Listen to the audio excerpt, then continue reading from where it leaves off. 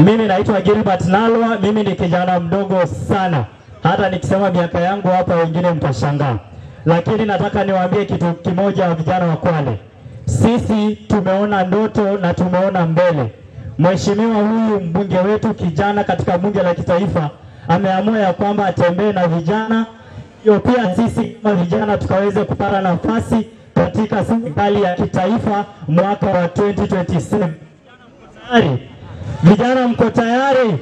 Mimi sasa sitaki kusema mambo mingi, nataka mnisaidie tu tuimbe wimbo moja peke yake. Na najua hiyo wimbo kila mtu hapa anajua. Hiyo wimbo inaenda, mnataka kuisikia? Salasi ya kiboko yao, ae, salasi ya kiboko yao, aye ye ye, salasi ya kiboko yao, aye, salasi ya kiboko yao, aye ye ye. Asanteni sana, tutatembea pamoja.